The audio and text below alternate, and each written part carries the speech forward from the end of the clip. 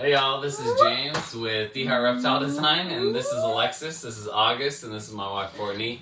And we wanted to go and explain a few things about beginner breeders, not beginner breeders, but beginner keepers, intermediate keepers, and expert keepers as far as just reptiles in general. What's a great animal to start out with and, maintain? Where should kids start out having these reptiles, and where do you go on from there? So the beginner, I would say the first reptile that anybody should probably start out with, and again, do your research before you get one.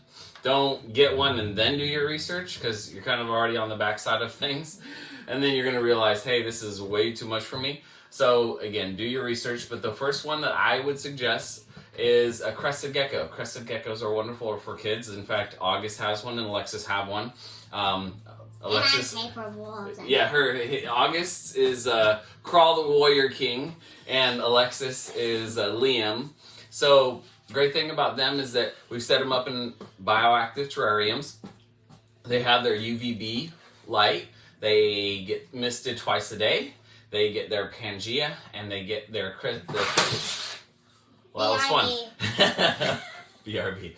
Be right back. Anyway, so they get their crickets once a week. So we're talking about a maximum investment of maybe about $120 in cage setup, and then you never have to clean it. Like, we haven't cleaned ours for one full year, and the guys are doing wonderfully. You put isopods. You think about a kid's animal. You go into your kid's room, and they have a ferret, and it stinks, or they have a gerbil or a hamster, and it stinks. These great things is that you go into the bedroom and you haven't cleaned it for a year and it doesn't stink because it's bioactive. You're actually getting fresh oxygen in that cage with that animal. So on a monthly basis, you're only talking about $25, for crickets and Pangea for your child's pet. Now, day geckos are also good. They're arboreal.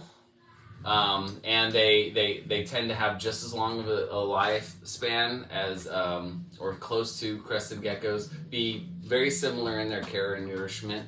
And what did you want to say, Lily? Yeah, we're talking about it, baby. Anyway, so coming to our next one. Did you want to show them a crested gecko? Yeah, let's show them a crested gecko. Here, baby, you want to hold our brand new pet? I want to. Okay, well, you guys can share. We call him a he mostly, but he might be a girl. His name is Pikachu. August named him. Okay, so this is a crested gecko.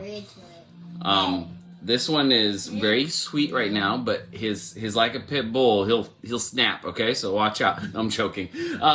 These guys are just wonderful to have. They're very, very docile, very, very tame. They're hoppy, so you have to watch out. They will take the advantage and hop all over.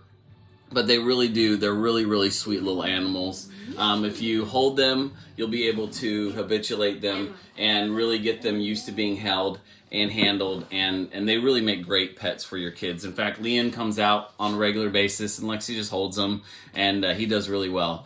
So, one time he That's our definition of a beginner. Yeah, one time he bit, and by the way, they don't even break skin. Like, their teeth are teeny tiny, and they don't have a whole lot of bite strength. Mom, did you know if he gets full grown, he will be the size as Arthur, which is also one of our siblings. Yeah, so we're talking about our new pet. We're going to come back to him. We'll come back to him. All right, Courtney, take it away. We're getting off topic. Okay, so our intermediate pet, we would qualify that a ball python would probably be an intermediate pet. And the only reason we say intermediate, because in our definition, he really is kind of a beginner. But as far as care, daily care and monthly expense, we would say he's more a ball python, or an albino iguana is more of an intermediate pet. So you do have to do a little bit more research with these guys. They do have more daily requirements as far as heat, humidity, etc. But as far as price-wise, we would say maybe $30 to $40 a month, and that would be sufficient. So the ball pythons, they get a rat or a mouse, depending on what size they are. every week, 7 to 10 days, depending on how they grow and what size they are. And then as far as the iguana, you give them albino iguanas specifically, greeno iguanas. They get greens every day, and then they also get turtle chow, which is, you just buy it in bulk and mix it with a little bit of water, so it's really, inexpensive. So $30 to $40, and you have yourself a pet for life. Really. These have a pretty long lifespan. How long do ball pythons? We actually the longest recorded ball python life is still alive. It's in a zoo. It's over 60 years old, and she actually just had a clutch of eggs. So It's understand, amazing. it's pretty incredible with reptiles. If you maintain them really well, they have an incredibly long lifespan. Yes, so it is a commitment. So whether you get a beginner like a crested gecko, an intermediate like a ball python or an albino iguana, or if you get like what we qualify as an expert pet, expert reptile, any of them are going to have a pretty long lifespan, and so they are a lifelong commitment. So I think that's it for that. Okay, so you guys are making too much noise. Guys. So what I wanted to classify as expert. So bearded dragon, in my opinion, now of course we're talking about a bearded dragon and the fact that the cost is quite expensive. They require a very, very specific amount of light. There's so many bearded dragons that end up getting bone disease, and it's really just terrible because they don't get enough calcium. They don't have the right light source. If you go to PetSmart, the PetSmart employee, I love them, care for them. They just don't know what a bearded dragon takes. Okay, so please understand there's also a nourishment requirement. Small bearded dragons take a lot of food. When you're feeding your bearded dragon at first, it's not going to take a lot of food. But in their intermediate stage, you could be up to $120 in dubias. And you might want to think, well, how do I bring that cost down? You could raise the roaches yourself. And are you ready for that? These are things that you need to think about before you purchase that little cute little bearded dragon for your son or daughter, okay? They make bigger messes. They require quite a bit. So please, do your research before you get them. I classify a bearded dragon, in my opinion, over an iguana. Now, iguanas get bigger and they have different requirements as they get larger, but as far as the food, iguanas take turtle chow, they take greens, and you sprinkle a little bit of calcium on there, and it's, as far as a monetary investment, it's less than a bearded dragon. A little bit less maintenance for sure. So for the bearded dragon, there are a lot of work. There are a lot of daily work. There are a lot of monetary cost. A chameleon is kind of up there as well as far as like the daily requirements that you need to be doing. I'm not saying that it's not for a new person to have to reptiles. It's just probably not the first reptile that you want to just jump into. So yeah, definitely do your research. Chameleons, I've seen a lot of people get them. They just don't have a very long lifespan. Don't expect to have a chameleon over 5 years. That's a pretty long time for them to live. So sometimes 7 for really, really great maintenance and care.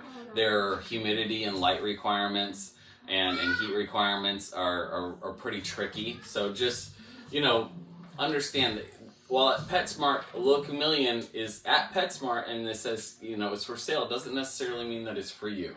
So do your research again. We bought our brand new iguana from Tom Crutchfield. We did months and months of research. We got the caging requirements. In fact, we asked Tom himself, hey, what do you suggest for these cages? Because the guy's been 60 years in the reptile industry. He's going to know. So you want to show the camera a little bit more? Pikachu is a little close up. His or her name is beautiful animal. Gorgeous. It's considered a high pink line of the albino iguanas. He's got these really beautiful like oranges and sorry, my thumb is in the way. There we go. really beautiful, like oranges and pinks. And over time, as he grows up or she grows up, she will get more of the orange color and less of the yellow in her little eyes. But because this guy is an albino or girl, she doesn't see very well, so they're just the tamest little things. We picked this up kind of not so much on a whim, like James was saying. We did our fair bit of research on him and have been wanting one for a long time, and finally took the plunge, and we are just so happy with it. He's really been a really awesome addition. We're enjoying him. We take him out daily, and he's just a little love. Look, he falls asleep when you stroke him. He likes to be pet, just like a little doggy. Anyway. So, August wanted to say something. What did you want to say, August? I think if you want to get an animal for your kids, you should get this first. My son understands. We actually take care of the iguana. He takes care of his crested gecko, but we take care of the iguana. But yeah, they really do well because they're so tame. The kids get him out of his cage themselves. They carry him around. Lexi, I caught her swinging with him. I was like, I don't know how I feel about that, but that's pretty cute. Yeah, so on the swing set. Pretty cute. Yeah. Yes. So from me and my family over at D Heart Reptile Design, please research. Make sure you're ready for it. Make sure you're ready for the commitment. Make sure that you understand where your commitment is going to be, and then look for the animal that's best in your commitment. Please like, subscribe, and tune in again. Thank you. Bye, guys.